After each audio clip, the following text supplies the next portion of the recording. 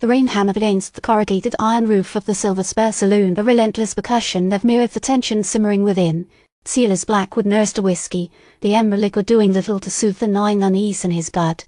Cyrus's death still felt raw, a violation of everything he held sacred, a betrayal masked as misfortune. He's been replaying the events of that night, searching for a missed clue, a flicker of suspicion he's overlooked. He believed Cyrus's death wasn't an accident, and he suspected Elara Thorne. He's been observing Elara for weeks now, since Cyrus's warning about her growing influence over Copper Canyon. Her beauty was undeniable, but her smile felt practiced, her eyes cool. She moved through the town with an unnerving grace, pulling strings he couldn't see. His investigation has uncovered whispers of her dealings, rumors of vast sums of money flowing in from beyond the territory, all funneling into her state outside of town. Sheriff Harding, the man he once respected, now seemed little more than a puppet dancing to her tune.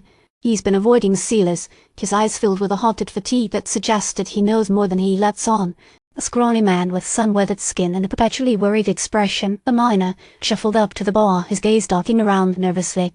"Heard you been asking questions, Mr. Blackwood," he said, his voice barely a murmur.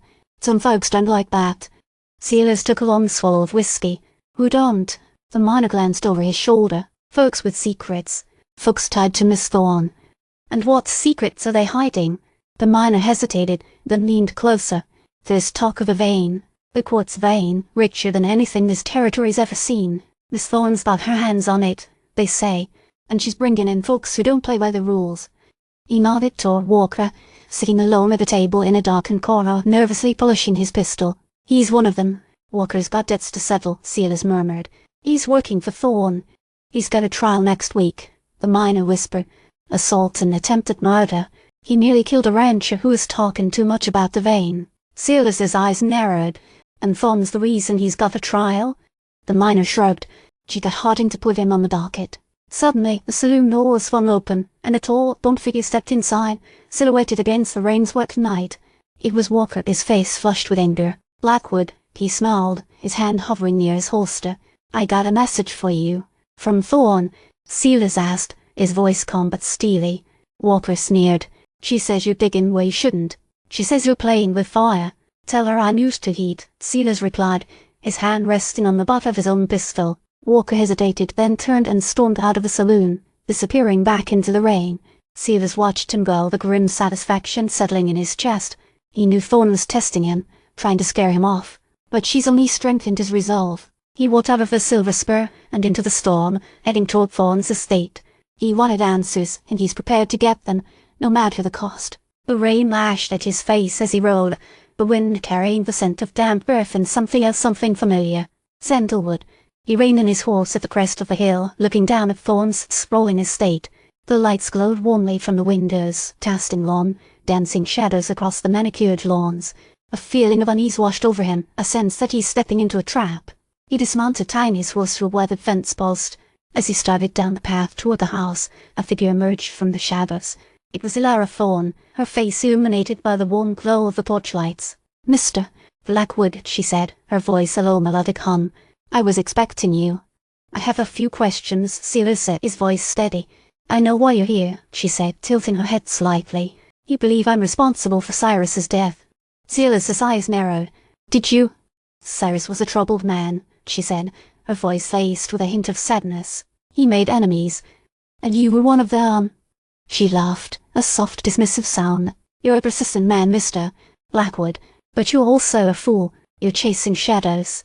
"And you've been pulling the strings," Silas retorted. "I know about the quartz vein. I know you're bringing in outsiders to exploit it." "The vein is a blessing for this territory," she said, her eyes flashing. "It will bring prosperity and opportunity, or exploitation and ruin. You misunderstand." She stepped closer, her voice dropping to a conspiratorial whisper. "You think I'm the villain of this story, don't you? But the truth is far more complicated. I'm protecting this land from someone far more dangerous than myself." Before Silas could respond, a voice called out from inside the house. "Elara," who was at the door. Elara turned back toward the house. "It's just Mr. Blackwood," she said. "He was leaving." She smiled at Silas, a fleeting, enigmatic expression. "Good night, Mr. Blackwood. I suggest you go home." Silas watched her disappear back into the house, the door closing behind her. He stood alone in the rain, the scent of sandalwood heavy in the air. He knew she wasn't telling him the whole truth. He also knew that he had only scratched the surface of a much larger conspiracy. He turned and rode back toward town, the rain washing away any trace of his presence. He had a feeling that his investigation had only just begun. He noticed a figure in the shadows as he rode away, a rider watching him. Silas didn't recognize him, but he knew he would see him again. As he rounded the bend in the road, he noticed a small, folded piece of paper lying on the ground. He picked it up and unfolded it. Written on the paper in elegant script were 2 words: beware him. He stared at the paper, a sense of foreboding settling over him. Who was him, and why was he being warned? He folded the paper carefully and tucked it into his pocket, knowing that it was a clue he couldn't afford to ignore. He glanced back at Thorne's estate, the lights still glowing warmly from the windows.